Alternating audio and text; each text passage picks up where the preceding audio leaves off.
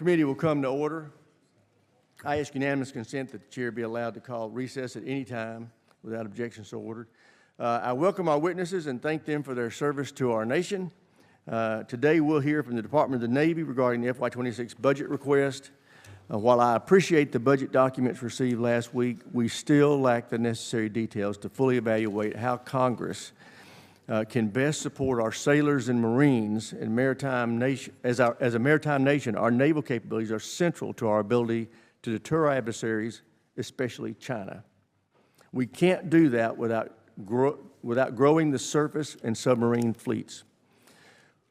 But when it comes to shipbuilding, we remain woefully behind schedule and way over budget. We took the first step towards accelerating shipbuilding and rebuilding our maritime industrial base through the House-passed reconciliation bill. This once-in-a-generation legislation will invest over $34 billion to expand the size and enhance the capability of our naval fleet. It includes funds to field critically needed new capabilities like the FAXX and the unmanned vehicle vessels. These capabilities are essential to deterring China. But it also builds capacity and improves infrastructure across our public shipyards and maritime industrial base. It's not enough to fully fund and rebuild our naval strength. We need to also continue investment in the out years. We need to send a clear demand signal to the industrial base of exactly what we're buying. We also need to reform the way we buy ships. I think the problem starts with a broken requirements process. We've seen it needlessly increase delivery timelines and cost. Shipbuilding isn't the only area impacted by our flawed acquisition process either. The entire defense acquisition system is too slow, rigid, and bureaucratic to meet our needs. To maintain American deterrence, we need to equip our warfighters with what they need and when they need it. Ranking Member Smith and I have introduced legislation to reform our flawed acquisition system. This bipartisan SPEED Act will be foundational to the FY26 NDAA. It streamlines and modernizes defense acquisition, and it ensures that our acquisition process is centered on one primary objective: equipping warfighters in the quickest and most cost-effective manner possible. I look forward to working with my colleagues in the administration on this effort. I know that Secretary Phelan has spent a lot of time examining the problems with the Navy's acquisition process and shipbuilding capacity. I was happy to hear the Secretary is encouraging the use of creative teaming agreements between our traditional shipbuilders and our non-traditional defense companies to expand the nation's maritime and submarine industrial base. I commend him for taking on these complicated issues with a new perspective and innovative solutions. I look forward to hearing his thoughts and recommendations on how to make further improvements. Beyond our acquisition issues, I continue to be concerned with the overall readiness of our naval fleet. We need to realize the 80% surge-ready vision for the entire fleet, including our amphibious forces, in the near future. At the heart of this amphibious ship challenge is the Navy's inability to adequately support amphibious force structure. Half of the amphibious fleet is in unsatisfactory condition, and as a result, we can no longer support a heel-to-toe deploy of our Marine Expeditionary Forces, and that's unacceptable. Our amphibious forces are the bedrock of our rapid response force and essential for the projection of power in the Indo-PACOM area. We need to fix this problem as soon as possible. I look forward to hearing from our witnesses on how we can work together to ensure our sailors and Marines have the resources they need. And with that, I yield to the ranking member for his opening statement. Well, thank you, Mr. Chairman. I think you summed up the situation quite well. I agree with pretty much everything you said. Budget, starting with that, a couple problems with the budget. One, we don't have one. It's very late. It's later than it's ever been, which gives a degree of uncertainty of the process here that is very difficult to deal with. I spoke with Secretary Phelan yesterday. We tried to talk through a couple ships here and there. We don't know what's going to be asked for and how that's going to work. That process needs to get started soon. Even when we do get the budget, we still have major challenges. We have demands that far outstrip the resources that are available, which means we're going to have to get smart about how we spend our money. A a quote I've used often in this committee from Winston Churchill, gentlemen, we're out of money, now we're going to have to think. That is going to be really, really true going forward, no matter when that budget comes out. And the chairman correctly identified, two of the big problems. Every ship program that we have is way over budget and way behind. We're struggling through that. We have major capacity issues in terms of workforce and shipyards that we have to try to deal with. So that entire picture, very complicated, very difficult, and short of the resources that we would like to have. So we're going to be very interested in conversation today about how you intend to attack that very difficult problem, readily acknowledging that the gentleman before us here today did not create that problem. This dates back through multiple administrations and a number of years. We just need to work together to figure out how to fix it. And then the problem that the chairman identified, the readiness issue. The ships that we do have are not ready at to the pace that they should be. Some of that is a matter of retiring old ships that are no longer performing. I think there are potentially AI solutions. I've been very impressed with what the Air Force has been able to do with predictive maintenance through the use of AI to make things more, to basically figure out when it's going to break before it breaks and fix it. So we've got a lot of work to do there. I'm interested in how we can work with foreign partners, as long as we still have foreign partners who do have massive shipbuilding capacity and could potentially work with us to help deal with those issues. And then the other challenge is, well, what's the right mix? We've all seen from the war in Ukraine and from the rapid pace of innovation just the amazing things that autonomous systems have been able to accomplish.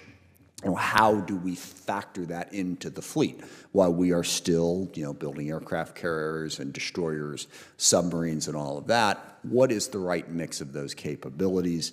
And then the final point, what has really become the battle, is survivability. Being able to have missile defense capabilities, counter-drone capabilities, secure communications, to make sure that we can continue to communicate with our weapon systems as they're being deployed in the face of adversary efforts to disrupt that. All of that needs to come together in a coherent plan. We are clearly not there at the moment, but in the next couple of months, as the budget comes in, as we begin to work through this, those are the challenges that we're all going to have to work together to try to meet. It's not going to be easy. I don't pretend that anyone has, a simple answer or that it's any one specific person's fault. But these are major, major challenges that we're going to need to resolve if we're going to be able to meet the defense needs and the national security needs of our country. With that, I yield back. Thank you. Ranking Member yields back. I'd like to now introduce our witnesses. The Honorable John Phelan, Secretary of the Navy, Admiral James Kilby, Acting Chief of Naval Operations, and General Eric Smith, Commandant of the Marine Corps. Welcome, gentlemen. Thank you for your service to our country. Secretary Phelan, we'll start with you. You're recognized for 5 minutes. Great, thank you. Chairman Rogers, Ranking Member Smith, and distinguished members of the committee, thank you for the opportunity to appear before you today alongside General Smith and Admiral Kilby.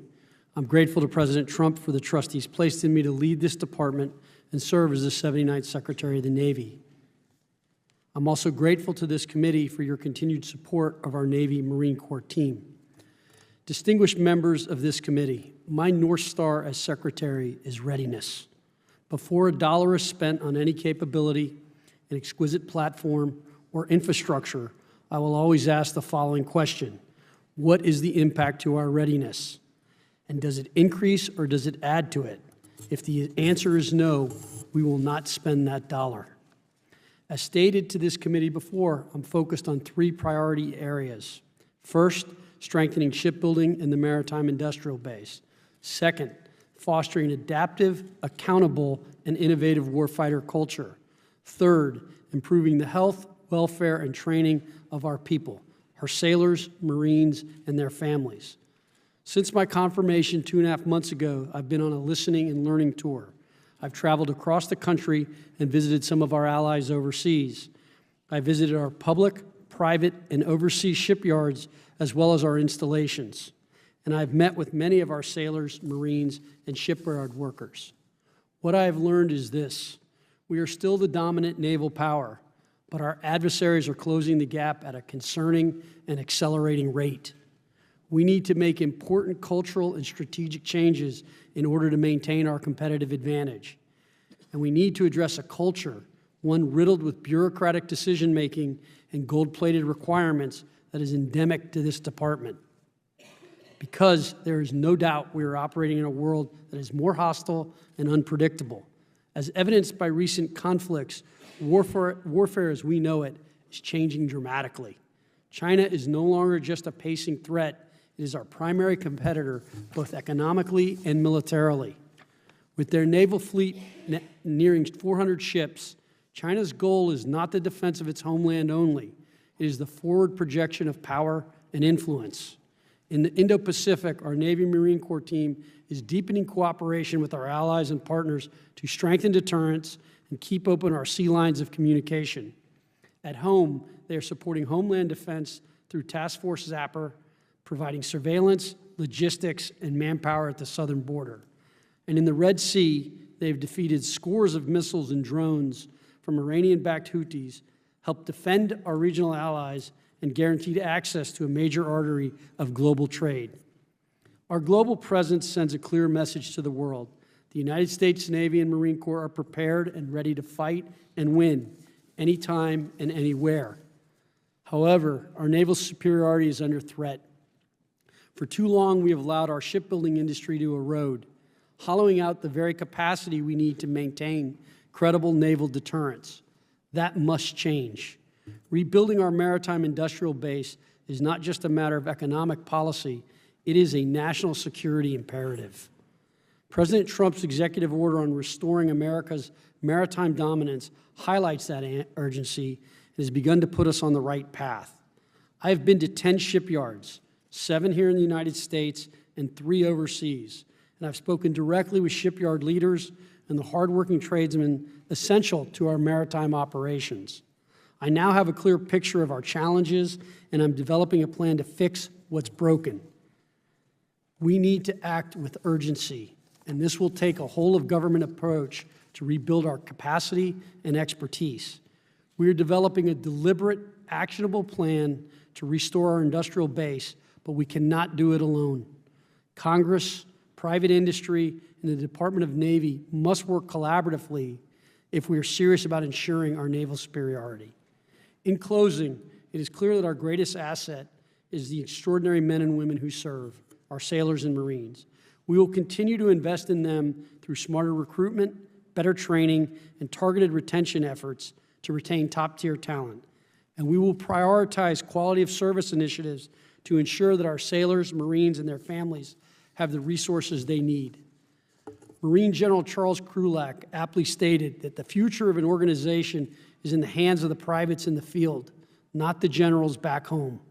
Our job, my job, is to ensure they have every tool, every advantage, and every ounce of support they need to succeed.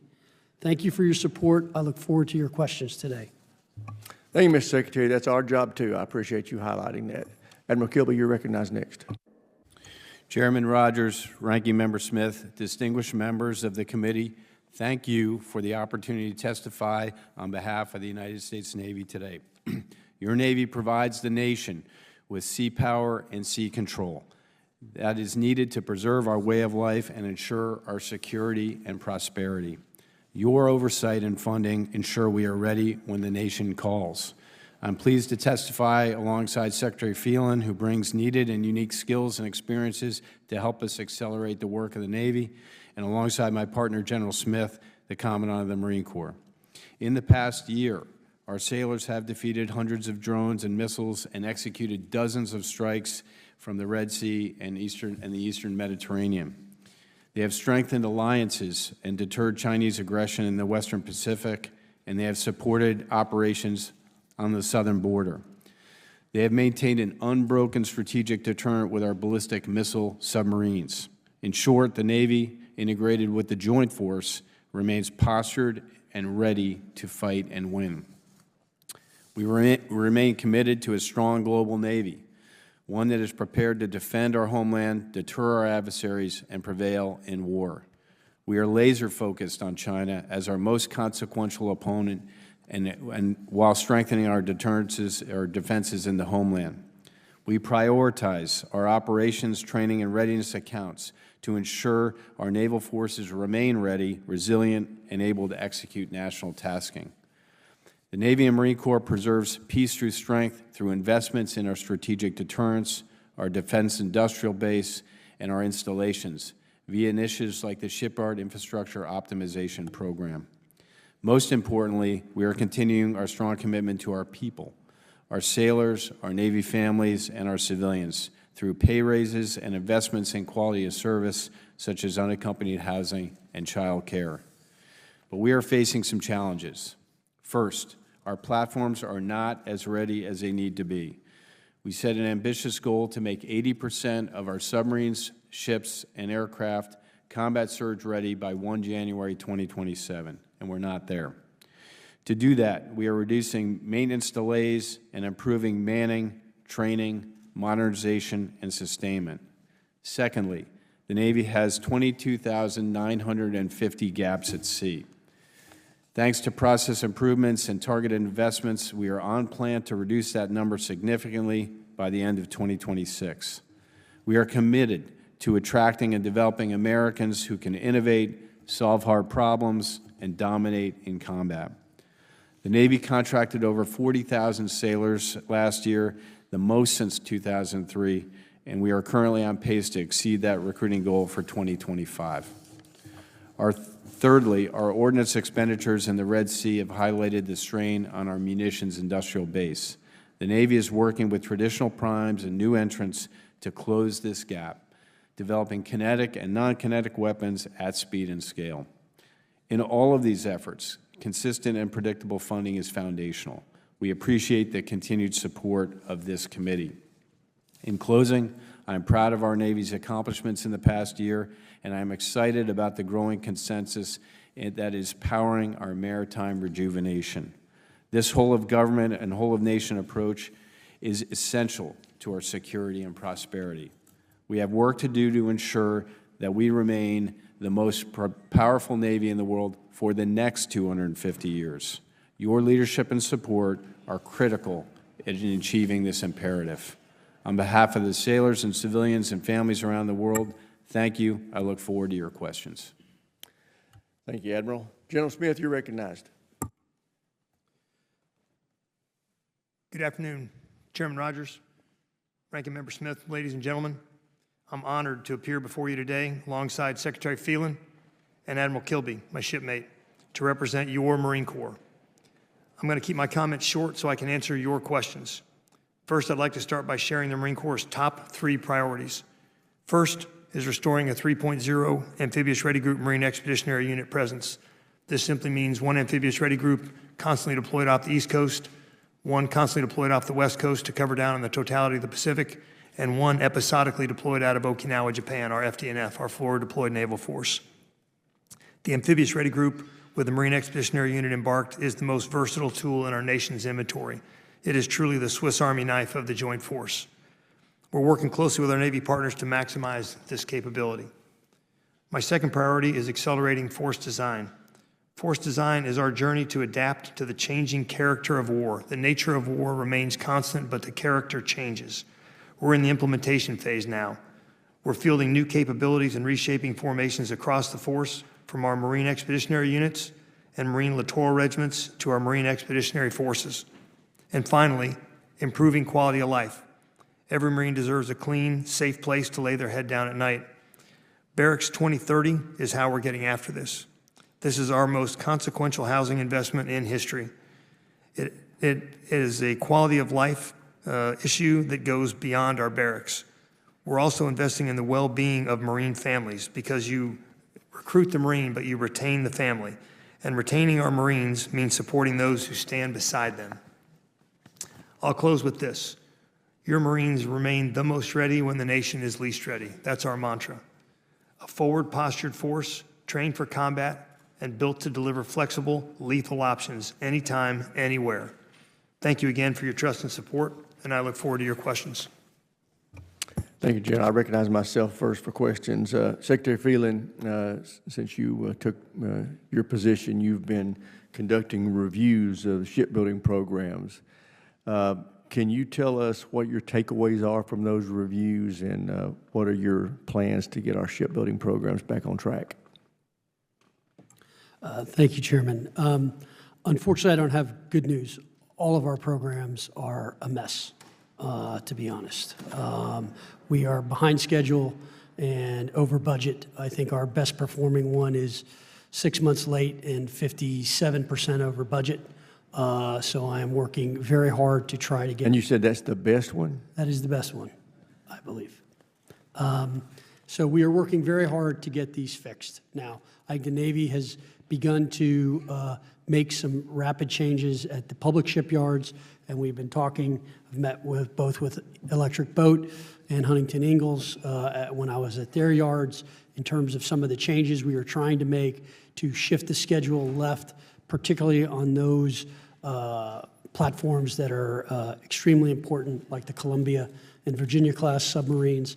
I think we've got some plans in place that will help shift that schedule left, and then we are working on the costs and trying to understand the whole procurement way we procures and the way we're going to attempt to budget going forward, or not budget, contract going forward with them. And so I would tell you, as I think I said in my opening statement, this is really a whole of government approach. I think there's two ways to look at it. There's a two ways I look at it. There's a short run and a long run. In the short run, I have got to get hulls in the water.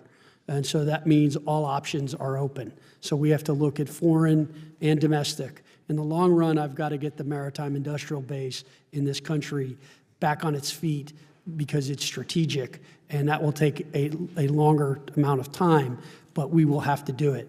We have enough business today. We could not fulfill all the business we have today in the United States. So we have to probably expand shipyards. We probably need to open new shipyards as well. And expand on that. How can we help you do that? And how would that functionally work? So I think we're still in the early stages of putting these thoughts together. I think it will it's obviously going to require capital. It's going to require not having 5-year environmental studies and huge bureaucracy to get things done. We will need to move with speed. And I think, I look forward, once we have that plan, to working with this committee and coming to you with some real specifics around it. But, I feel like I'm in a perpetual game of whack-a-mole whenever I kind of unveil something or look at some new program. Right now, I've been very focused on the subs because it is critical, and we need to get that done. And we just recently did the Virginia contract. We've got another big contract coming up, which we need to deal with. I'm just kind of step by step going through. Now I got to deal with carriers, then I'll deal with DDGs, and we will just go step by step through each one of these and try to get that done and figure out, diagnose the problems and get them done. But I also would say to you, look, we've got a work shortage. We've got to get more workers. I think the wage package we put together in Groton and Quonset was a good step forward on the Virginia contracts, and I thank this committee for that. I think that we need to get much more efficient, much better. When I was in Korea, I got in a DDG that's 10% bigger than ours, a very good ship, third of the cost, and built in 3 years.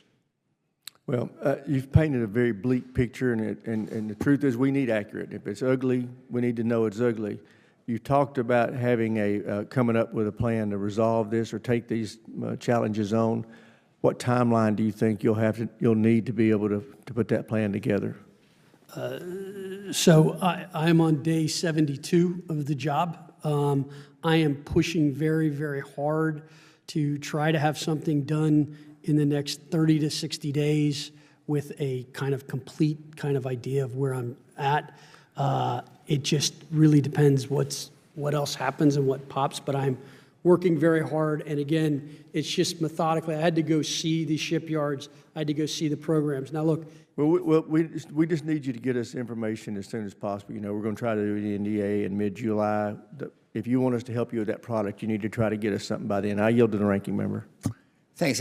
And just following up on that, as you know, the chairman and I are working on an acquisition reform process, full committee is. And, when you make those statements about how quickly other places are able to build ships, a lot of it, I think, comes down to regulations and requirements. The requirements process is an endless rotating nightmare that is completely disconnected in many instances from a usable product.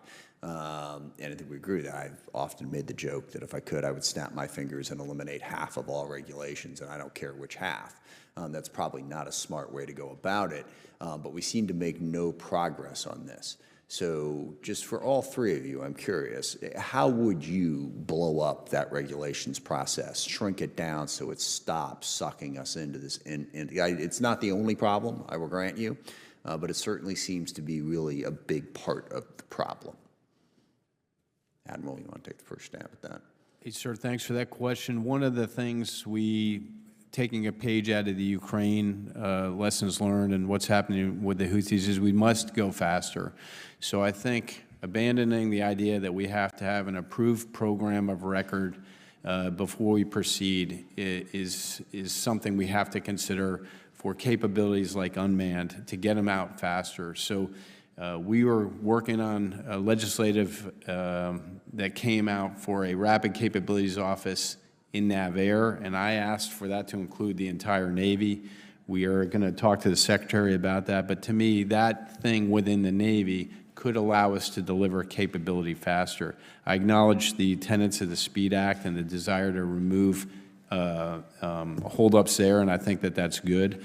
My sense is we're going to need some rigidity to make our traditional platforms, some consistency that allows you to fund and develop things and have confidence in the program, and at the same time, some flexibility to develop unmanned things that we're not wedded to. So we are doing that with PAC Fleet and supporting them, trying to get them a capability by 1 January 2027 for a missionary we call non-traditional sea denial, which is largely unmanned. I think that is a good foreshadow of where we need to go. Thanks. General Smith, I don't know, or Secretary Phelan, you want to go first? Thanks, sir. Sir, I'd echo my shipmate, Admiral Kilby. For an example, drone technology. We can additive manufacture and 3D print drones right now. We're doing it at Quantico. Yep. What we need is the authority to operate them, the authority to train with them. And so being able to do additive manufacturing and 3D printing without relying on a specific vendor to produce something for us is really key, because I don't want to have to pay a vendor for something that I can do myself. Yeah, we would love to empower you on that step as part of our reform effort. Mr. Secretary? So a couple things. One, look, we have the Navy in particular, as you alluded to in your opening statement, we have been deferring maintenance on ships. We have underinvested in our infrastructure. And all those bills are coming due. We are kind of at the end of what we can defer. And that's one of the problems that's going on. So I don't think the Navy's totally to blame, to be honest. The problem also is requirements happen both from the Navy and from this body to some extent. Yeah. And people... We are part of the problem. I readily acknowledge that, and something we need to fix. Yeah, and we need to really try to get that resolved. I think the other thing, just in the Navy's defense, a lot of these things are brand new. These submarines we're building right now they look a lot like old submarines. They are very different. Same thing with the carriers. So some of the problems we've had is first in class, and the problem is, I think with the Navy, we tend to want to have everything perfect before we start it, and we've got to stop that. We've got to get it in the water, let's iterate, and then make the second and third one better. The other thing is we tend to create multiple classes of things. So take the V-22, I think there's almost 438 of them. We have 70 different varieties of V-22. Okay. Now, I'm still waiting for the comprehensive report on that to understand it. But to your point, we've got to get the requirements down. We've got to make this simpler. There's one thing when you're building, and it's a business I know very well. It's called schedule. If you don't stay to the schedule, you are going to be over budget and you are going to get killed. Well, the phrase, the perfect, the enemy of the good, is just, just so emblematic of everything we do on so many different projects and pieces that lead us to that incredibly high cost, and then forget perfect. We don't have anything. It takes forever, and it just spends all of the money. So I applaud those efforts. Look forward to working with you. I yield back. Thanks. Chair, and I recognize the gentleman from South Carolina, Mr. Wilson. Thank you very much, Chairman Mike Rogers, for your leadership. And indeed, I'm really grateful to be here with you. Each of you, I'm a Navy dad. As I mentioned to you, my son just retired, Lieutenant Commander at Beaufort Naval Hospital, and just appreciate he glued the Marines back together at Parris Island and at Marine Corps Air Station. And then I'm grateful, too, that my late father-in-law received the Navy Cross as a Marine. He was part of a contingent of Clemson cadets that actually seized Shuri Castle at Okinawa, the castle of the Ryukyu Kingdom. And so we identify. And then I was on ground level. I was, in high school, a Sea Cadet at the Charleston Naval Base. So I particularly appreciate what you do. We appreciate all of you for a strong America through peace, through strength. We are in a Cold War we did not choose, between dictators with rule of gun invading democracies with rule of law. War criminal Putin, the regime in Tehran, and the Chinese Communist Party continue to modernize their capabilities and rapidly expand what we are forced to react to, and we have changes in the battlefield. President Donald Trump is correct. The Iranian regime must not have a nuclear bomb to achieve their goal of death to Israel, death to America. The U.S. must remain ahead of our adversaries to ensure we do not fall behind, again, with the goal of peace through strength. With that in mind, Mr. Secretary, and also I want to congratulate you. I have a grandson at SMU, junior, okay? So I know your academic background is extraordinary. It's almost as good as the Naval Academy. We are witnessing the unprecedented buildup and modernization of China's military. They're building ships at an alarming rate, and their defensive capabilities continue to expand. What more can be done with sufficient Navy resources to deter or fend off an attack on Taiwan by the Chinese Communist Party? I'll start, sir, and yield to the Secretary. You know, we've been studying this in the Navy for a long time. We have a global series of war games we conduct at Newport at the Navy War College, and we have very experienced commanders like Admiral Paparo and Admiral Kaler, who their responsibility is to work this. There are 5 areas we are focused on in the Navy: long-range fires, counter C5 ISRT, which is being able to counter the Chinese ability to track us, terminal defense of our ships, because we've got to be able to defend them, and contested logistics. The last area is this area called non-traditional sea denial, and that came out of study and thought from Admiral Paparo when he was the Pac Fleet commander, that we needed to make Taiwan a very difficult target to take. So we're investing in those. We're experimenting in those. I was, several weeks ago, I was out in San Diego with Admiral Kaler and Admiral Paparo as they were working some of these technologies together to deliver them at pace. So I think the Navy views ourselves as a central point for Admiral Paparo, who is the combatant commander responsible for this, to prevent that from happening, and we are focused on it. Well, I want to thank you, because indeed it's peace through strength and protect the people of Taiwan, and then hopefully the Chinese Communist Party see the unintended consequence, of my view, of failures by war criminal Putin, which is strengthened NATO. Who would imagine, with Finland and Sweden now being members, but aside from that, Germany going to 5%. So truly the Communist Party needs to see that an invasion of Taiwan would be catastrophic. And then, General Smith, in your testimony, you mentioned the lessons learned from war criminals Putin's unprovoked invasion of Ukraine. And, for example, with the UAVs, how is the Marine Corps preparing? Congressman, thanks for that. What we know is if you can be sensed, you can be targeted, and if you can be targeted, you can be killed. So first you have to have a lower signature going in. You have to mimic or be able to cancel out your own signature to hide in plain sight. And that's something that we're working on very, very hard.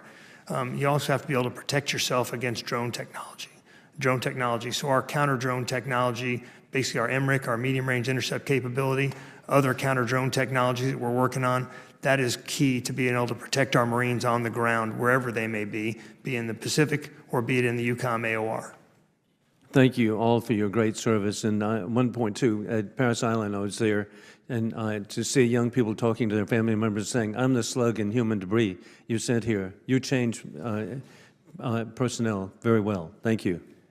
Chair, and I recognize the gentleman from Connecticut, Mr. Courtney. Thank you, Mr. Chairman, and thank you again to all three witnesses for your testimony this morning. Secretary Phelan, I want to publicly thank you for releasing the wage improvement funds for submarine workers that Congress authorized and funded last December. Those funds, which were released on April 30th, made a critical difference to settle the Marine draftsmen's contract impasse, as well as boost the wage rates of metal trades workers in southern New England by 30% over a 5-year span. This wage increase for our shipbuilders is going to create the separation in terms of the labor market to make sure that these jobs bring in new hires as well as retain workers, which again, Admiral Rucker did some amazing work in terms of analyzing that issue last year. And again, the timing of your decision, as I said, made a critical difference.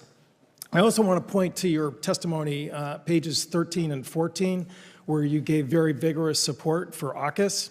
And echoed actually Admiral Paparo when he testified here a few weeks ago about, again, the advantages to the U.S. In terms of AUKUS. Your testimony walked through the joint training that's happening right now between our two navies, as well as joint training in terms of shipyard workers from Australia, Guam, and Hawaii, which again is going to, I think, enhance, not burden, U.S. readiness. I was wondering if you could talk about that for a second. Congressman, thank you for the question. Yeah, look, submarines are our critical asymmetric advantage, and obviously Australia and the United Kingdom are our closest allies, and in particularly in the undersea domain. My immediate concern as Secretary of the Navy is to improve our submarine production rate and our maintenance throughput so that we can make sure that we are meeting all of our commitments, our internal commitments, and then any future AUKUS commitments. But I need to do that without making sure we're sacrificing any combat capability for the combatant commanders that we need in the Western Pacific. Having said that, I mean, I think that as you and I discussed when you were in Groton, again, there were 2 delivered last year, New Jersey and Iowa. There are going to be 2 delivered this year, Massachusetts and Idaho, and there'll be 2 delivered the following year, Arkansas and Utah. Again, but as your testimony stated, you know, really the advantages of AUKUS, which Admiral Paparo emphatically stated also, is that it actually enhances our position in the Indo-Pacific, creating an Indian Ocean rotation out of Perth. Again, as well as getting deeper collaboration, which is critical to the Indo-Pacific. So again, I would encourage you, again, to sort of continue, obviously, working with Congress. We authorized the AUKUS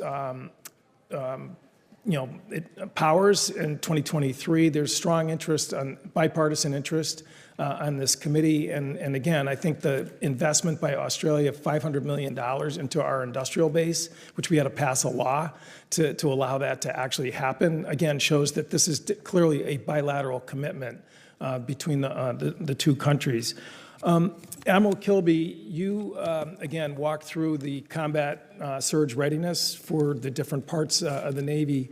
As far as submarines, which, again, is part of the inventory question that the Secretary was mentioning as far as AUKUS is concerned, the number is 72%. It's not where we want it to be. We want it to be at 80%.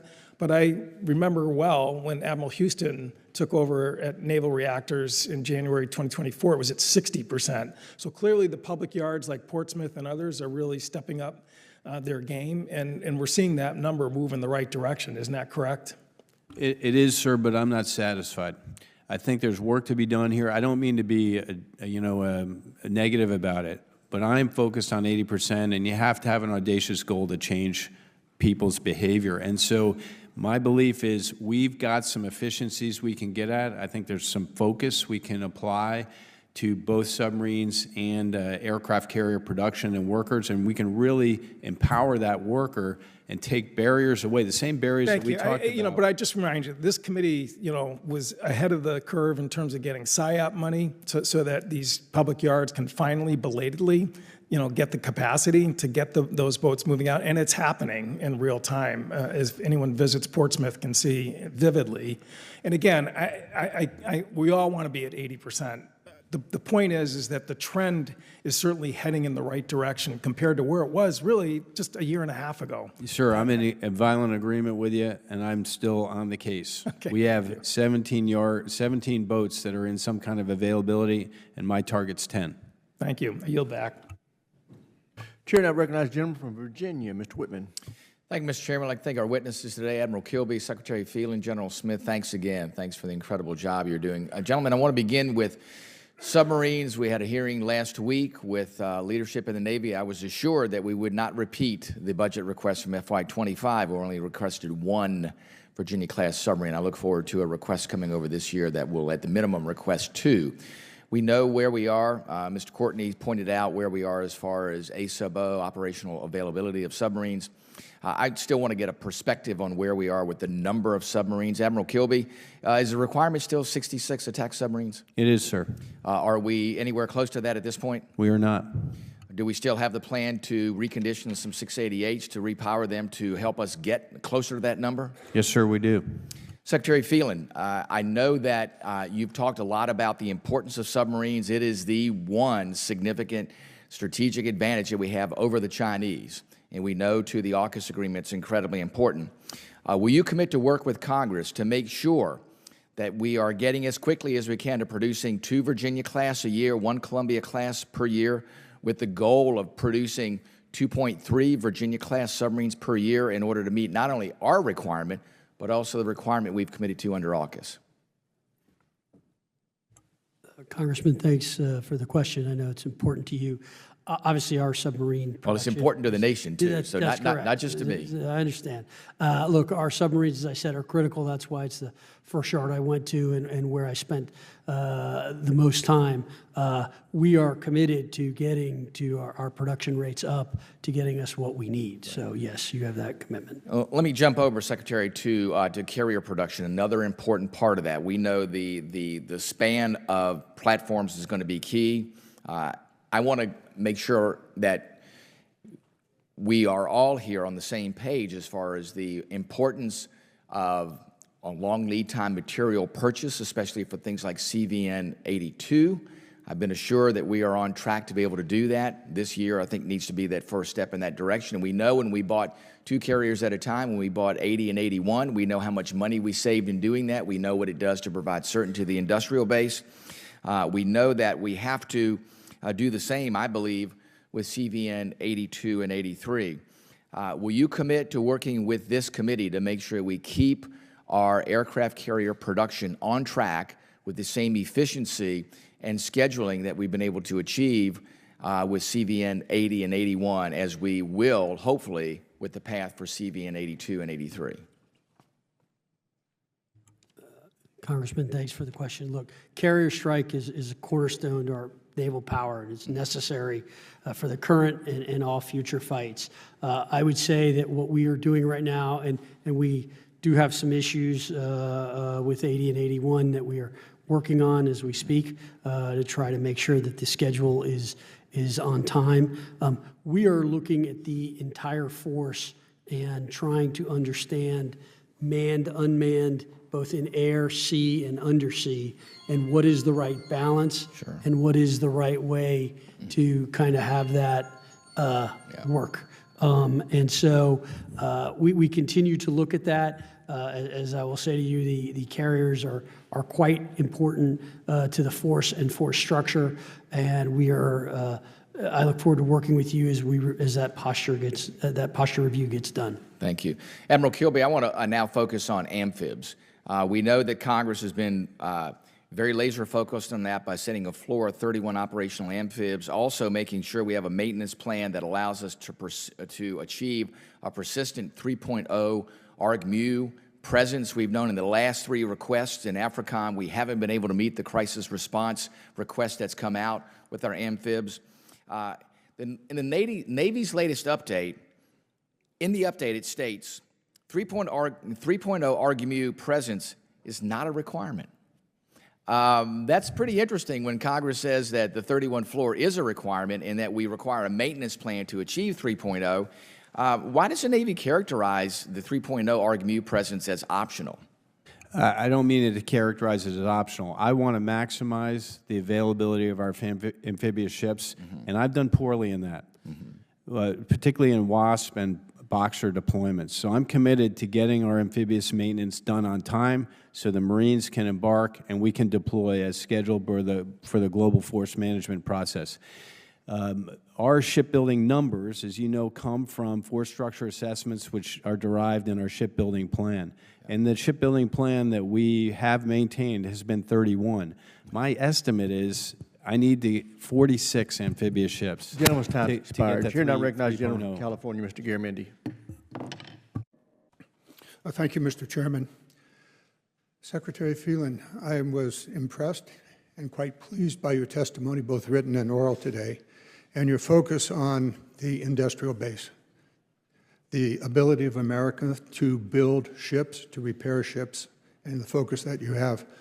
I was hoping that my colleague, Mr. Kelly, would be here as I spoke and bring to your attention the SHIPS Act, which is the implementation of the President's executive order about about our industrial base, military industrial base, and the maritime industrial base.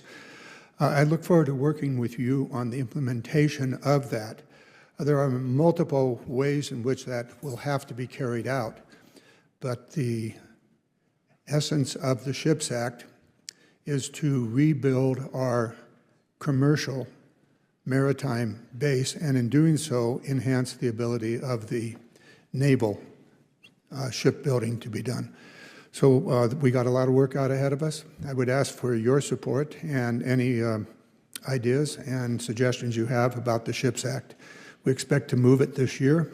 Maybe we'll get it done, but it does have bipartisan and bicameral support. So with that having been said, one of the challenges that the SHIPS Act will address is the contested logistics challenge. It's pretty clear right now that we do not have the capability of maintaining our fleet in the Western Pacific through a long period of time because we do not have the logistical support available. To achieve that, the SHIPS Act goes a long way, but there's another piece to it, and that is the use of the Jones Act fleet as an opportunity to provide the necessary logistical maritime support. We are moving this along. We would look at the Jones Act fleet and develop a program in which some of those ships, for example, tankers and roll-on, roll-offs, would be built to military specifications. Going to have to put a little bit of DOD money into it to achieve that, but then those ships would be available like the aircraft in the CRAFT program. So I draw your attention to that as a solution to meet the necessary logistical support, not only in the Pacific, but also in other parts of the world. Now, are you willing to work with us on these two areas? First of all, the SHIPS Act and the implementation of the executive order, and finally the use of the Jones Act fleet as a backstop for the logistic support that the Navy will need. Thank you, Congressman, for the question, and I know it's an issue important to you and that you spent time on. Look, I think the SHIPS Act has a lot of great aspects to it, and we have given some of our comments in on it, so I think it is critical to helping us with the maritime industrial base. In terms of commercial shipbuilding and military shipbuilding, it is something the Chinese do very, very well. And we need to start thinking about that more and more in terms of how we modify commercial ships and with military issues in mind. So it is something we are spending time on and looking at and trying to get better ideas of how to do it.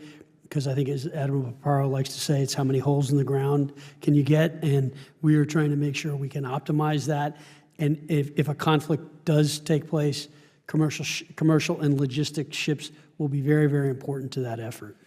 There's an example next to you with the Marine Corps, who have found that some of the offshore support vessels for the petroleum industry can be modified and used immediately by the Marine Corps. I'll let that stay there. Admiral Kilby, you knew I was going to go here. And that has to do with how do we make sure that the ships that are supposed to be going into availability are prepared for that availability, that the status, the capability of the ships are known before they even arrive at the repair facility. I'll just use one brief example, recognizing where we are in time. But USS America is going to go into availability. She has 191 open and inspect actions that were originally planned for the availability. We've pulled that left and are working with the fleet commander to do those open inspects early so we can properly inform the package. Gentleman's time's expired. Chair, and I recognize the gentleman from Texas, Dr. Jackson. Thank you, Mr. Chairman, and thank you to our witnesses for being here today. Really appreciate your time. Earlier this year, the U.S. Navy announced the future Bethesda-class expeditionary medical ship will be named the USNS Portsmouth. This modernized vessel will deliver life-saving capabilities, sailing faster than both the Mercy and the Comfort, while providing world-class forward-deployed medical care wherever needed. Admiral Kilby, would you describe how these advanced medical vessels are essential to Navy Medical Corps' ability to deliver care in the time of conflict, and how this ship will factor into the distributed maritime operations concept? Yes, sir. Thanks for the question. I've been involved with this effort for some number of years, really excited about the medical community running at this and working to get involved in the requirements process, and they worked faster than most. This vessel is a Roll 2 care vessel, so realizing we have 2 hospital ships, we wanted to increase the density of our ships to be able to respond to massive casualties. So we're really good at medevacs of 1, 2, 3 sailors.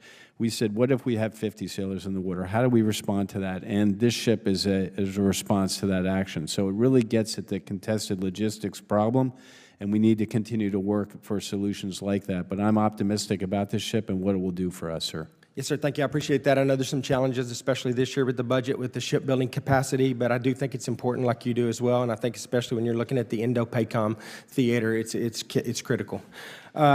With the continually emerging threats in Indo-PACOM, we must possess unmanned undersea capabilities that meet the growing need for submerged operational awareness and payload delivery.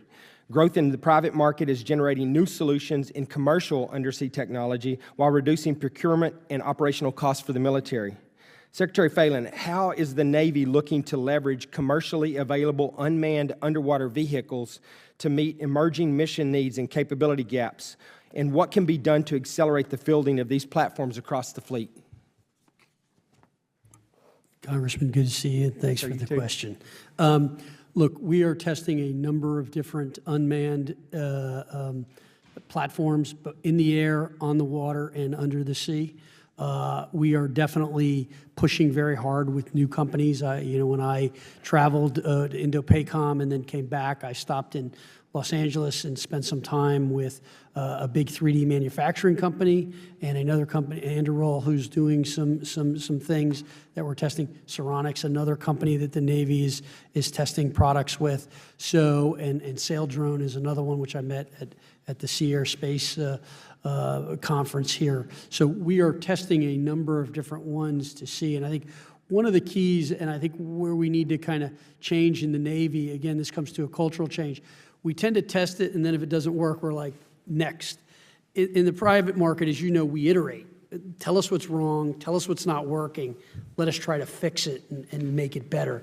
And so this Rapid Technologies Office that the Admiral and I have been talking about is another way of doing that. And I think, look, to be perfectly honest, I think one of the things we need, and I hope the speed legislation covers this, is we need flexibility when it comes to unmanned, because the technology is moving so rapidly.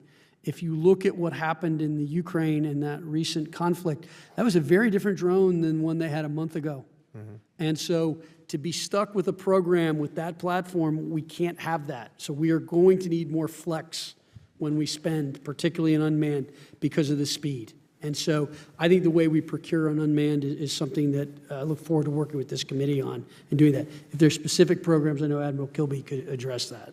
Yes, sir. I think you're absolutely right. I think the companies you mentioned, Anduril, Saronic, people like that, they're ready, they're willing, they want to do this. And I think like we've learned a lot over the last few years with what's going on in Ukraine and Russia and what's happening in the Red Sea.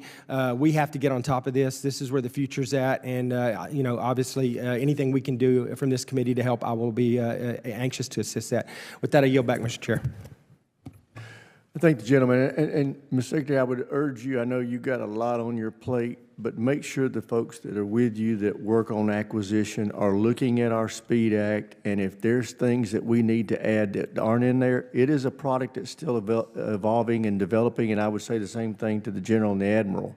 We want your input. We want this to be meaningful reform that's going to make a difference so we can get after these rapid technological advancements, because you're exactly right.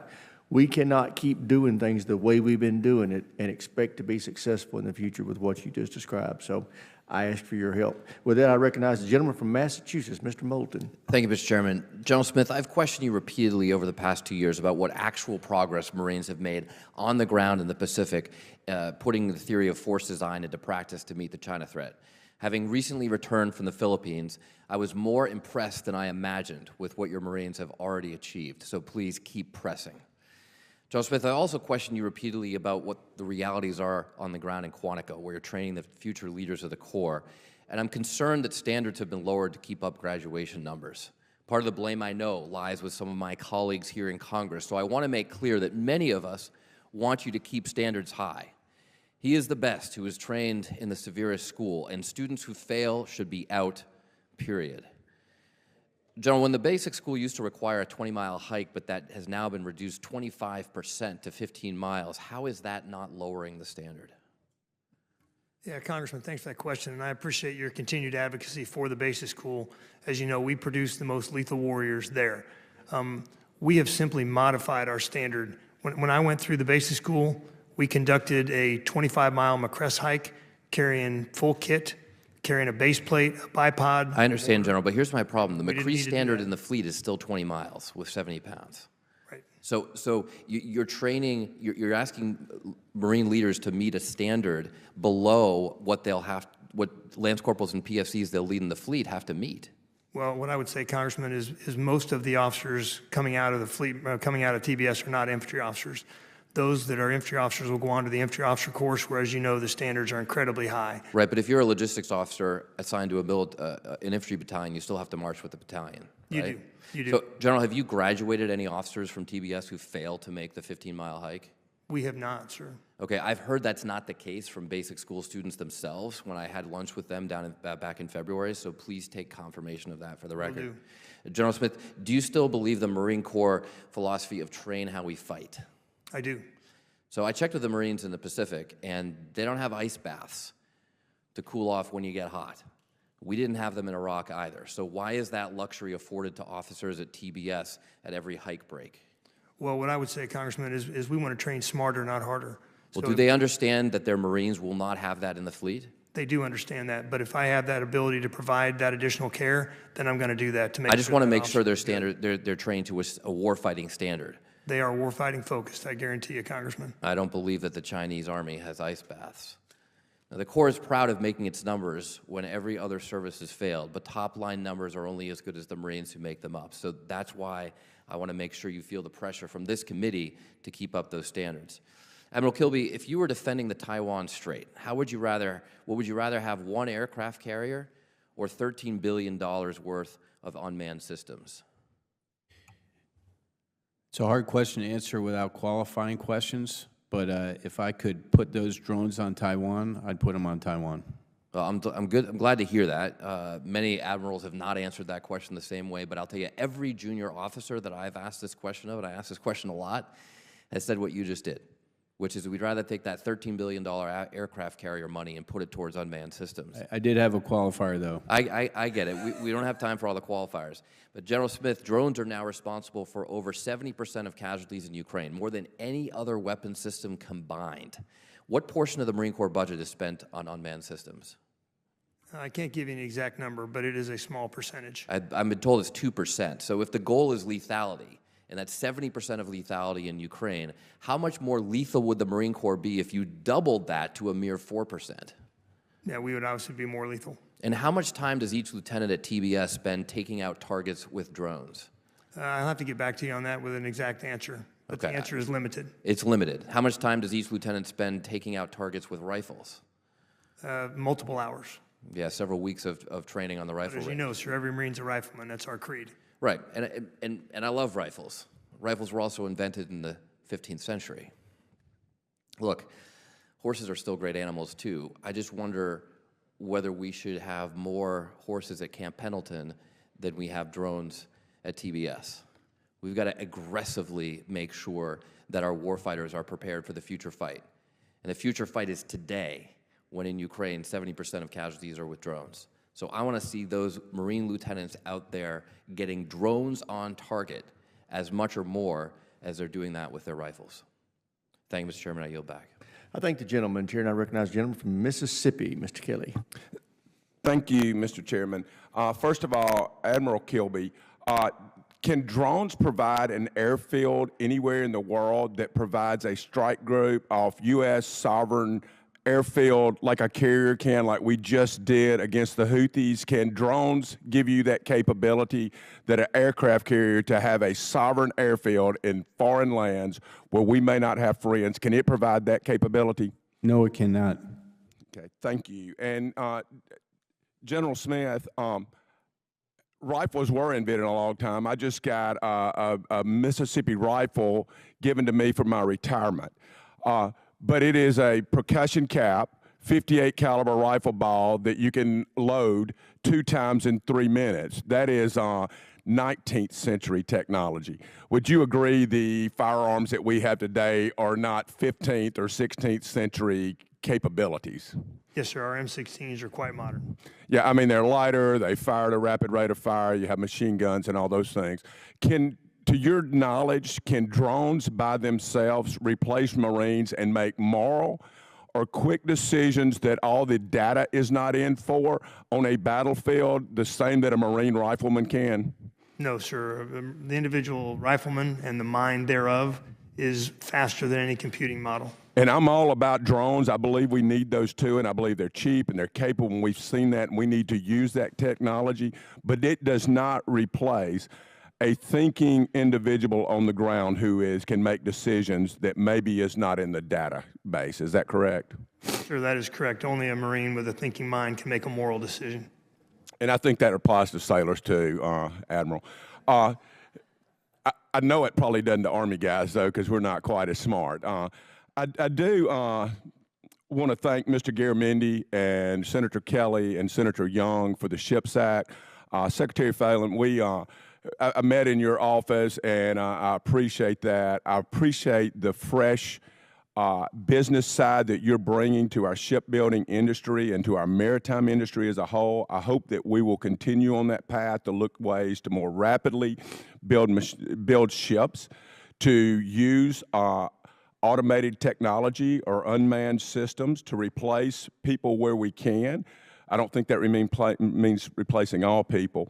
But what other ideas do you have to increase the ability other than, and all three of y'all, we have to get a consistent demand signal from the Navy and the Marine Corps of what we need. And the Marine Corps is pretty good. I know how many amphibs you need and LSVs. But we need to be consistent with industry because they cannot continue to adjust. When we say, oh, we want 4 destroyers, no, we just really want 0. No, we want 1.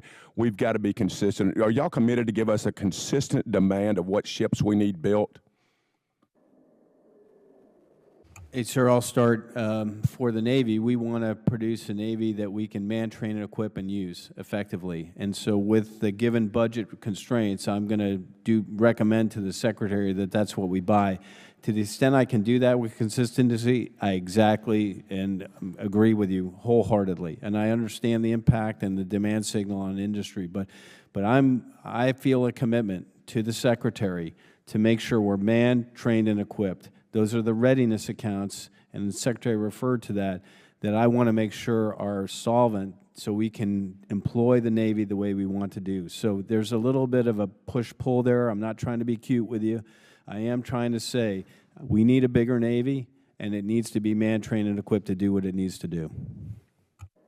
And with that, I know we've spoken at length about this, so I won't delay that. Tell me, though, I think Congressman Moulton had a great point on where we do need to replace men and women with machines, especially in hostile environments. In what way can we use USVs or all the unmanned systems, whether subsurface, on the surface, or drones in the air? In what ways can we use those to complement our Marines and Navy across the world? What plans do we have to use as many unmanned systems as we can? Well, I'll start with that. I answered that question. It's non-traditional sea denial, specifically focused for Admiral Paparo and Admiral Kaler in the near term. But they don't replace the legacy platforms we need. It's a combination. And we need to work with the Secretary on a vision for a hybrid fleet, which has both of those moving forward, but I'll yield to the Commandant. Yes, sir. We're exercising and practicing with some big wing drones, our MQ-9s, our other drone technologies, but they are complementary of the manned fleet. They're complementary of our F-35s. They're a loyal wingman. They don't replace a manned aircraft. I yield back, Mr. Chairman. Yeah, before we move on from this, Mr. Kelly was asking an important question, and I've stated in here repeatedly, and I can't emphasize this enough, budget can't drive policy. Policy has to drive budget. When General Kelly asks you about the numbers you need to tell us what the numbers you need to meet the threat. And if the budget will only allow you to achieve part of that number, then tell us that and put the balance in your unfunded requirements list. It is our job to find you the money. It is your job to define what you need to meet the threat. And I just really am frustrated by the fact that presidents, both parties, give us budgets that show us what they would like to do, that it just informs us. It does not limit us. I know it limits you, but we still need you to tell us what you need. And I think that's what General Kelly was getting after in that question. So that understand there's what's in the budget request, and then there's the UFR list. We look at that UFR list as being the balance of what you said you need. So I'm sorry to take that time, but I do want to drive that point home. Thank you. And with that, I'll recognize the gentleman from Massachusetts, Mr. Keating. I would like to just, if you could, comment on another area of concern and competition that we have with China and with Russia in particular. And we have the opportunity to work more with our allies, particularly our European allies in this respect. And that's what's happening in the Arctic. You know, there's other programs outside the Navy, national science programs that have been cut that deal with, for instance, issues. The Office of Polar Programs is one, but they're dealing with a lot of the research issues that are necessary a component to us being competitive in these areas. So I want to ask, has the Navy undertaken those things that are, is it duplicative? Is the Navy getting that kind of research that it needs in the Arctic areas? What are we doing? How are we cooperating with our allies in this regard? And what competition do we have? I know it's an area more and more that we must stay competitive with. So I don't know which of you would like to address that. Secretary, if I could, I'll start and yield to you. We are interested in the Arctic. We do every 2 years a exercise in the Arctic called ICEX, which is primarily focused on our undersea platforms, submarines in particular. But over the past, I would say 5 years, we've been pushing our strike groups farther north because we want to have that capability. So, and working finally with the Coast Guard and NAVSEA on the development of their cutter program. So I do think there's increased activity. I am concerned about it. We are pushing north to operate there more. What do we have for assets? Really, only a couple, really. Well, we're restricted. We are, sir, absolutely. But we're restricted, as you know, on times a year we can push up there. But we want to the extent we can push our strike groups up there and our amphibious readiness groups, we want to have that capability. What does Russia have for assets? It's amazing. The disparity is a concern. Yes, sir, concur. So I think that's an area with everything else, but it's an increasing area of competition and interest because of the great reserves that are there, as well as some efforts by China and Russia in terms of navigation constraints in that area. And so I think it's, with everything else going on in the world, I think it's something we better pay attention to more. And I think you'll need help from us to do this. We're miserably behind in assets and the availability that we have to compete. So I want to raise that as a concern. But I want to point out what I think is a program that the Navy has and that I think can be a great model. I think it could be expanded within the Navy as a model, but I think it could be used in the other branches. We have in our area, working with the University of Massachusetts, a marine and undersea technology research program that we work jointly. And I think it's a win-win situation. You're using a university. They actually constructed a curriculum for the Navy in conjunction with the Navy where they're training individuals and they're doing research at the same time. And they're concentrating in this instance mostly on unmanned, undersea, autonomous vehicles and everything. But they're learning the robotics, they're doing the research on all of these areas and combine it with ocean research at the same time. But what's actually happened is it's been a great funnel for personnel. The people that are studying here in these grants go in and they serve our country at the end of this so often. So I don't know how familiar you are with that, but how much are you working with universities? I think this program you have can really be transferable to the other branches as well.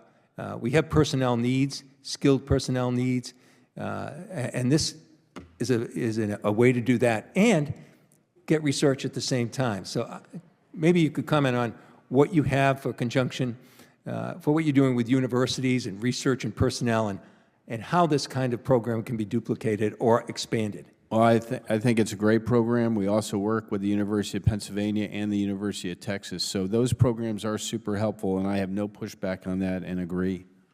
No, I was just wondering if that can be expanded. And I've looked at and had budget hearings with the other branches, and it seems the Navy is ahead of the other branches in utilizing this.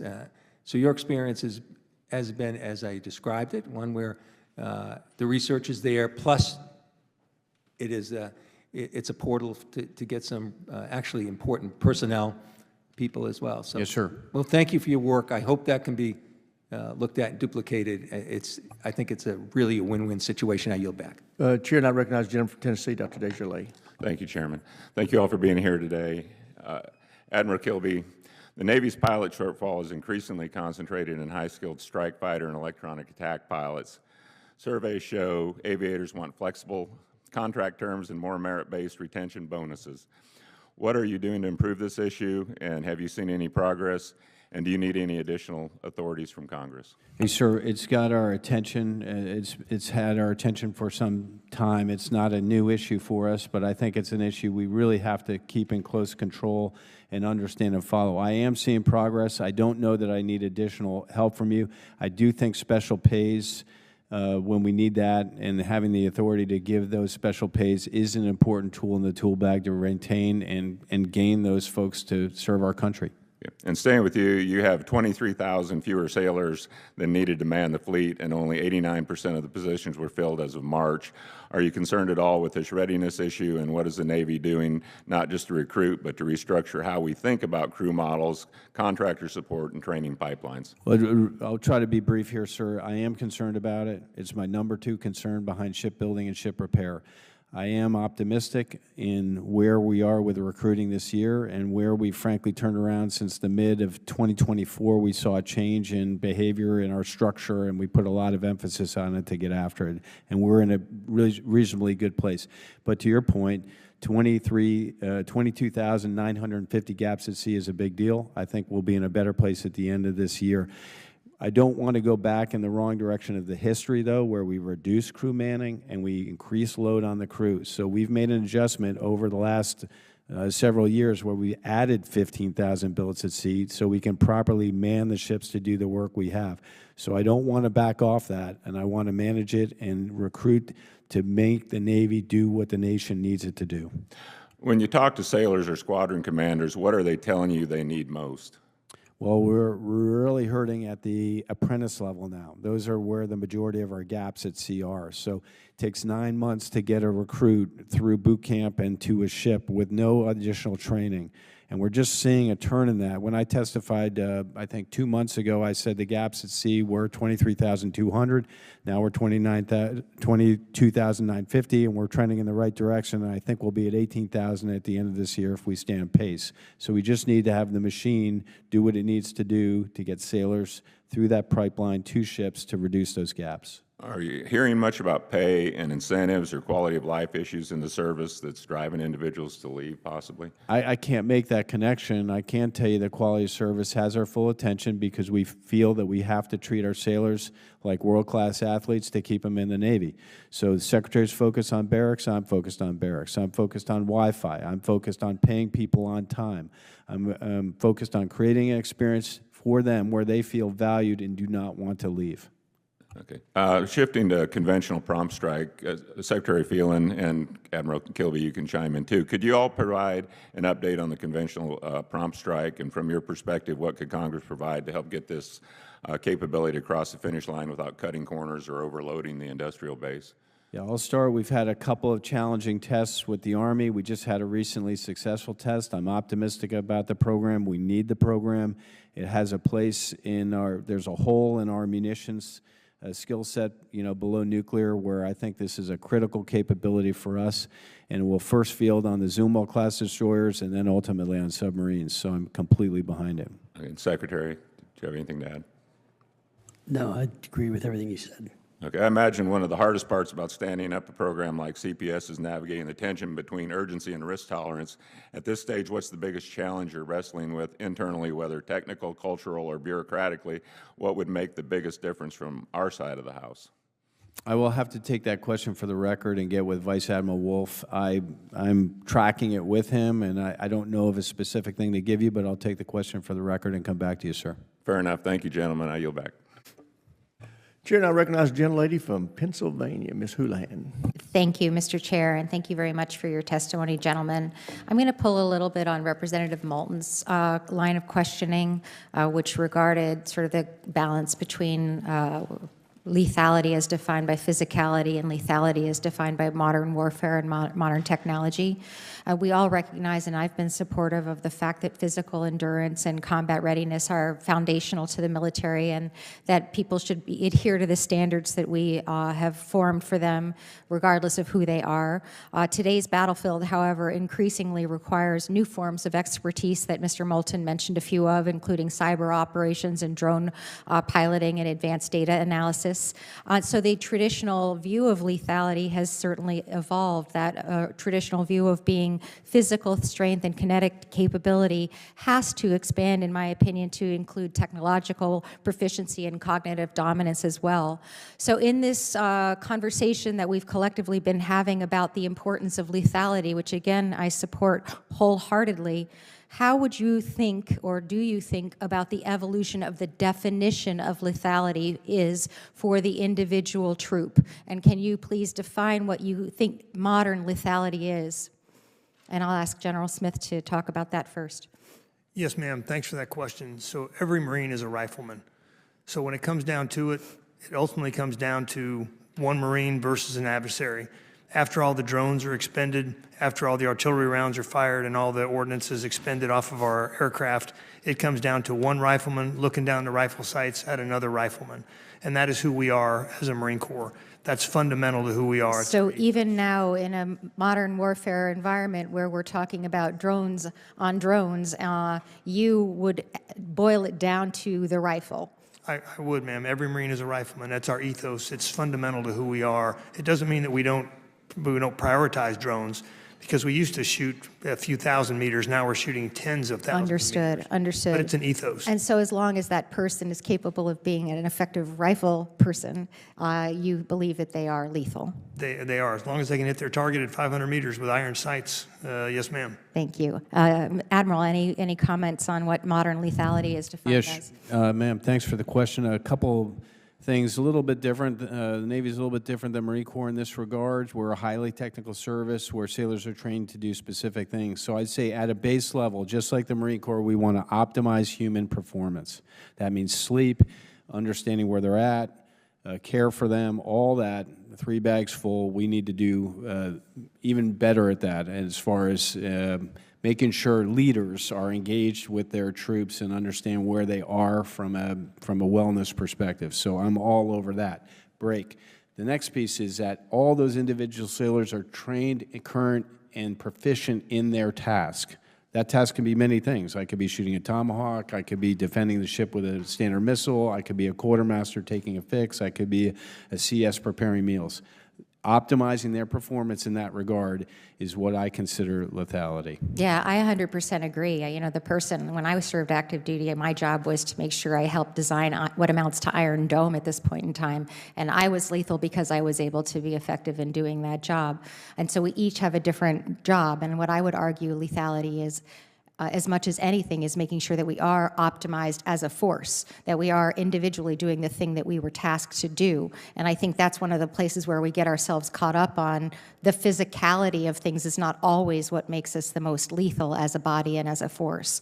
I'm going to move on in what remains of my questions. The last question that I have for you has to do with barracks. I'm on the military personnel subcommittee, the ranking member, and also was the ranking member on the quality of life committee. You talked appropriately about the importance of your barracks initiative. The Army, unfortunately, has diverted $1 billion of resources that were supposed to be allocated for barracks to the southern border. Would you please commit to me that you are not planning on doing that with any of the moves that you are doing to the Los Angeles area with your Marines?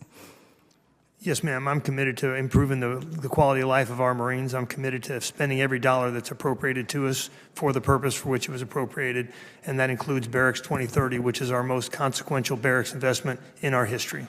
Thank you. And since I have 20 seconds left, can you tell me what happened with the airplanes falling off the ships and whether or not heads rolled as a result? Ma'am, there are 4 investigations ongoing on the Truman Strike Group right now. None of those are released. I'm committed to letting that process happen and conducting actions as appropriate and then reporting back to the committee when those are complete. Thank you. I appreciate it, and I yield back. I thank the gentlelady. Chair now recognizes the gentleman from Nebraska, General Bacon. Thank you to all 3 of you being here. Thank you for your leadership. I appreciate you being here today. My first question is to Admiral Kirby and General Smith. What is the #1 capability that you're lacking right now for a fight with China, which is our pacing threat? What's the gaps that this committee here can help fill? Admiral Kirby. I'd say munitions are the thing that, in the top 3 that bother me, ship repair and shipbuilding. Those are things that Secretary and I are after to improve. I don't know that I need more help from you in that regard. Recruiting and manning, that's the second thing. I think we're on pace to do that. I don't think I can get more help from you. But munitions, we have to turn the tide here if we're going to be in protraction. So preferred munition production, as well as second-tier and third-tier vendors that may be able to compete in that space that we haven't been open to in the past. I think we ought to be open to that consideration and get help from you if needed to do so. I think that's good insight because we see in Ukraine, they're burning munitions faster than anybody can build them. General Smith. Yeah, I would concur with my shipmate, Admiral Kilby. Munitions are key. And for us, mobility is key. You know, we have to get to the fight, we have to be able to maneuver in the fight, and we have to be able to strike at range. So advanced long-range weapon systems are key to us. Thank you. Admiral Kirby, Ukraine attained sea supremacy in the Black Sea without really a Navy. What are the lessons learned for the U.S. Navy? Well, it's a different, a little bit of a, there are lessons to be learned there, and I think the commitment to get to a hybrid fleet and learning to use unmanned more effectively is a path we're on. We're in a little bit of a different place because we're not, now, we will, with Homeland Defense is our #1 thing, but where I tend to think of our Navy deployed forward to bring effects to bear, I've got a sustainment piece, an employment piece, a deployment piece for those vehicles. So I do want to learn those lessons, and we're applying them in the context of non-traditional sea denial that I explained earlier. I do think there's a coupling of traditional assets, manned planes and unmanned aircraft, manned ships and unmanned ships that we need to explore and really diversify our fleet to have it be capable. Yeah, it's worth thinking through because the nature of the fight is changing. Secretary Phelan, there was a bad report on Naval Air Station Key West. How focused is the Navy Department on ensuring we have good family housing? Thank you for that question, Congressman.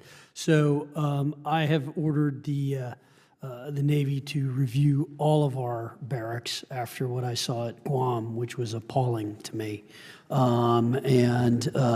Those sailors and Marines have been moved out of the building they were in and put into a new building, new barracks that was built. So we are in the middle of that review. I'm waiting to get the results of that. And then I will be going out to Key West as well to look at that.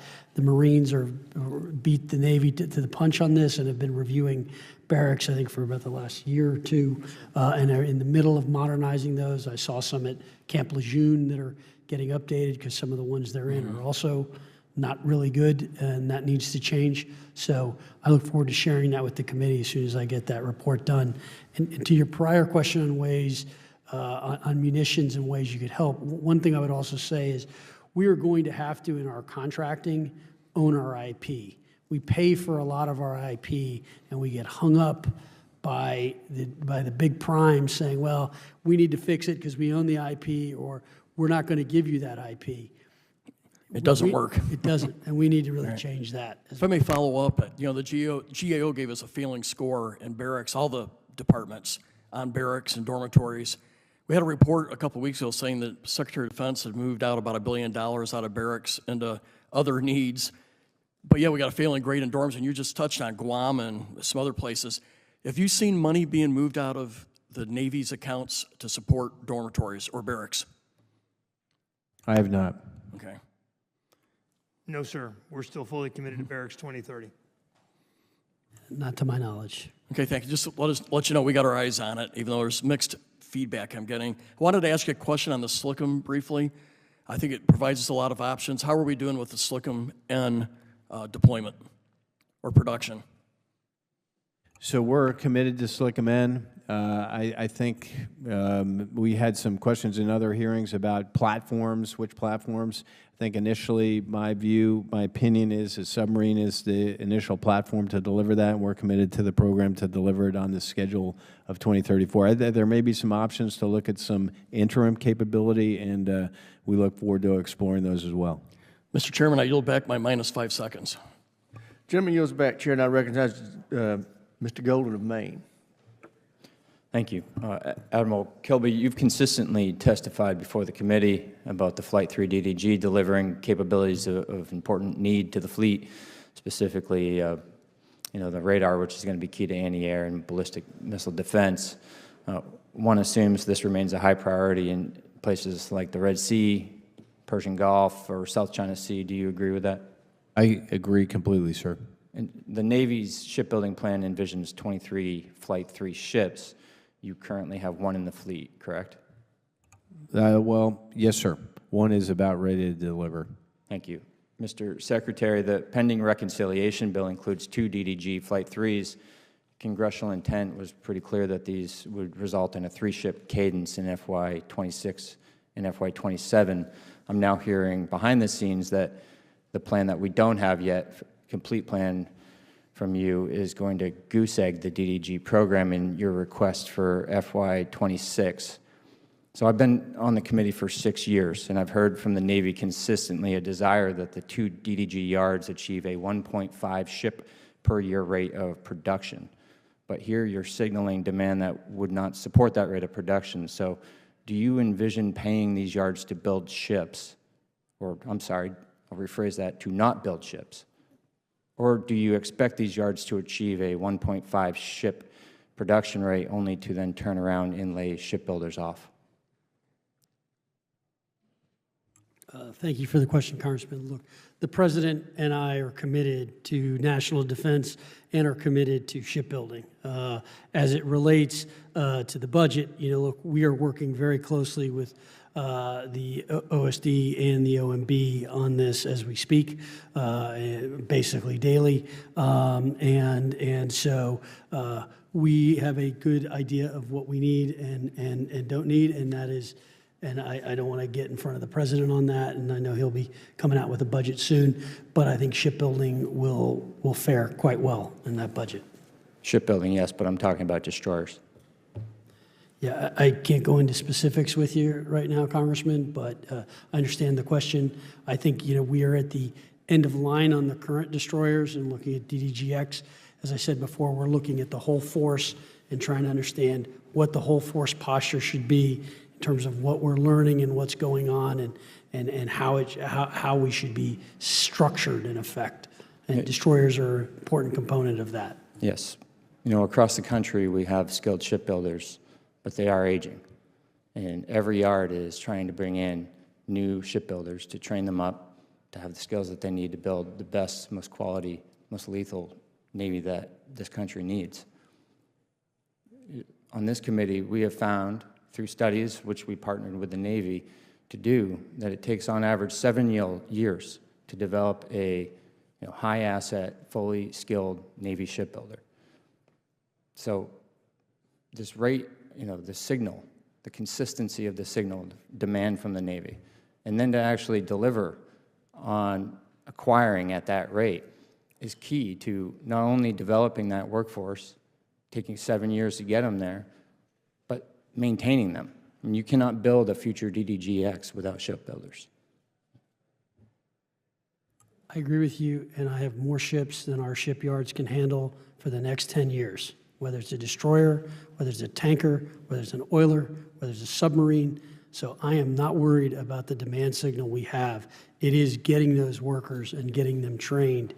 It is there, and I think it's incenting the private sector to help us as well. So this is as I said, it's really going to be a whole of government approach. I think the demand signal, as Congressman Courtney mentioned, which we recently did. I hear it. What I'm speaking to is a consistent concern that has been raised that these 2 yards get to a 1.5 ship per year production rate when you're not actually then demanding that rate, which will inevitably lead to ups and downs, to bathtubs in the workforce where you are hiring people, training people, and then laying people off. What we are asking for is simply consistency. And it's just as important as how big the Navy you want to have and how quickly you want to get there. You're not going to maintain the best shipbuilders in the world if they don't think it's a consistent career, and you need their skills and assets. And I would ask for you to give that some deep thought. Gentleman's time's expired. Chair, I recognize the gentleman from Texas, Mr. Phelan. I thank you, Mr. Chair, and thank the witnesses for coming today. Secretary, I think we're all elated and relieved that there has been in the news of the turnaround with recruiting. What I'd love to ask is, can you talk a little bit about the targeted goal and where we're at and compare that to last year? And then, more importantly, drill down to the foundational reasons why there has been a turnaround. And you may not know exactly that right yet, but was it messaging and advertising? Was it changes in the recruiting approach? Was it changes at the top, in the chain of command? Was it increased access? And then if you could do a deep dive and come back and share with us, because whatever we're doing right, I want to learn the lessons from that and keep doing it. I'll let Admiral Kilby give you the specific numbers as to where we sit there. My view is I think that we are repositioning our branding. I think the Marines do an excellent job in terms of branding and recruiting. Well, they were the only ones that always hit their goals. That is correct. And so we have begun, and I think there's a reason why. they put some of their best officers in recruiting jobs. So they've made it a priority and made it important. That is something we are looking to do with the Navy as well, which is prioritizing recruiting, making it more important, saying this is critical. I think one of the reasons we've gotten the bump, to be honest, is I think the president's election definitely brought a pop, and we've seen a pop in the numbers. And I think that I can't take you through that math. Sure, but I'd just like to have a deep dive to know, because I want to begin in doubts and end uncertainties. Whatever the reasons for the recruiting, the success, we just need to keep doing it, or make us aware of it in the public as well. Admiral? Yeah, we'll generate a report and send it to you, sir. I do think it is a large number of factors, and I welcome all of them to do what we need to do to bring the folks in the Navy. We did have a change in leadership. We elevated the position of the recruiting command commander.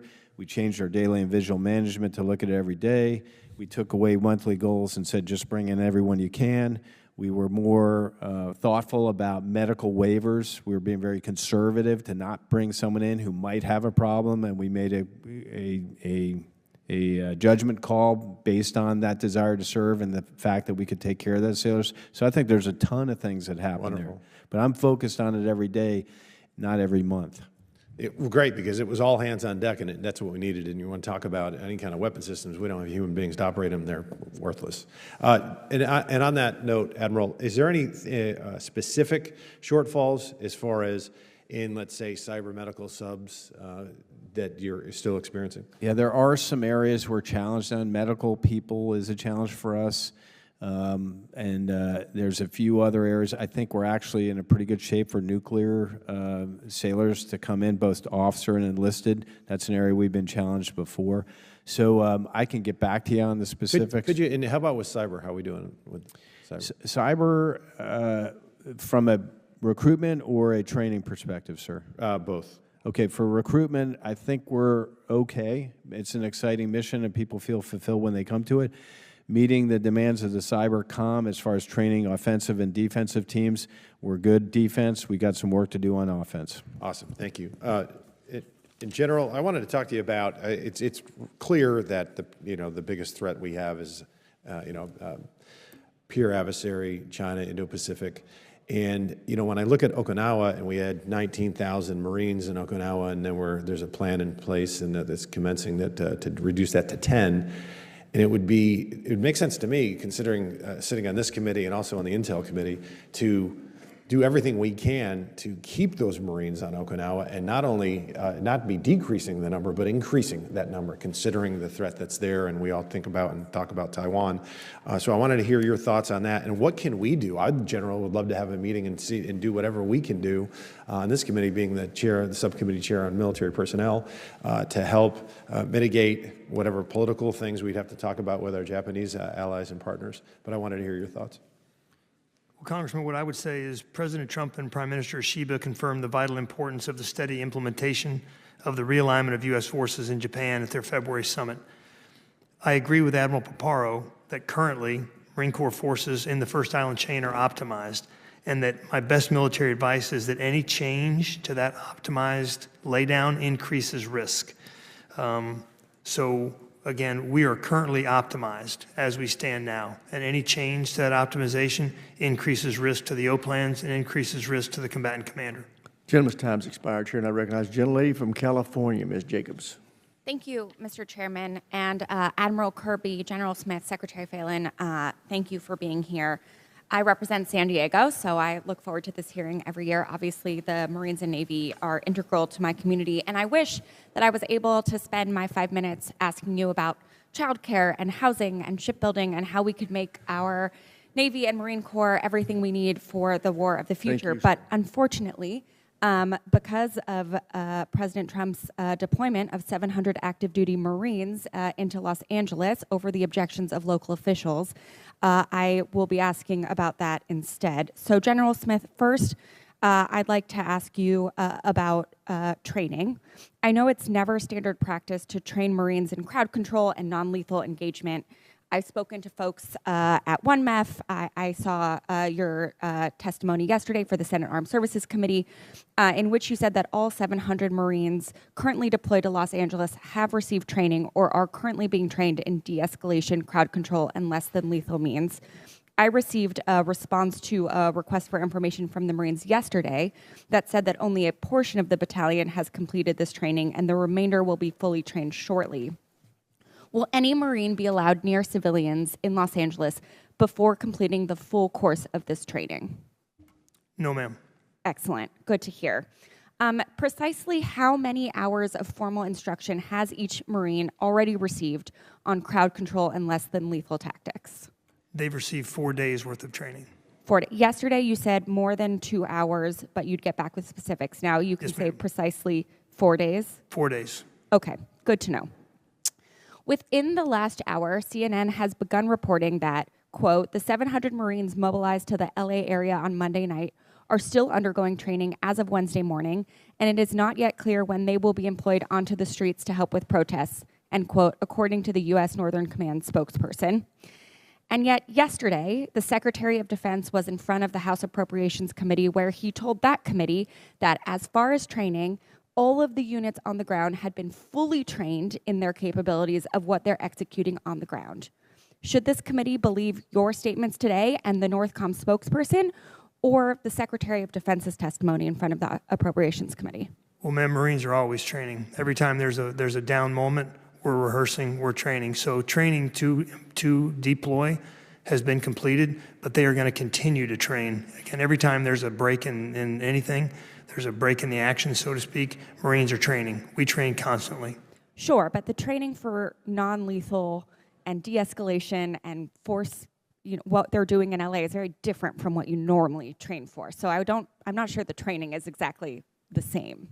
Well, at least I hope it's not. It is different, but it can still be repeated and it can still be drilled. Okay. And it was clear from conversations that I've had with the Marines and from your answers yesterday to the Senate that the Marines in LA have not been explicitly tasked with law enforcement, which is good because under the law that would be illegal. However, with the evolving dynamics in Los Angeles, I'm concerned that the Marines on the ground who are young could be put in compromising situations due to posse comitatus. So if someone on the ground with DHS or other law enforcement asks a Marine to do something that they cannot do according to the law, how are they meant to address that? Well, ma'am, they have leaders with them. They have staff non-commissioned officers and officers who will ensure that they don't violate the Posse Comitatus Act. Okay. And will you commit to making the standing rules for the use of force that they are operating under public? Yes, ma'am. The SRF, the standing rules for the use of force, are currently public. Okay. We have been unable to get a public copy of them, so I appreciate your help in making sure we can further publicize these public rules. Yes, ma'am. So look, I recognize that the Marine Corps is just following an order, and that's your job, but I find it unacceptable that the Pentagon took control of the National Guard and sent active duty Marines to Los Angeles when the relevant offices in California expressed that their deployment was unnecessary, including the Los Angeles Police Department, who are not, leftists, who said that deploying Marines was unnecessary and could make it more difficult for them to do their job. The Pentagon and President Trump are escalating the situation drastically by unnecessarily deploying troops and causing more chaos. And frankly, our community, our National Guard, and our Marines deserve better. Thank you, Mr. Chairman. I yield back.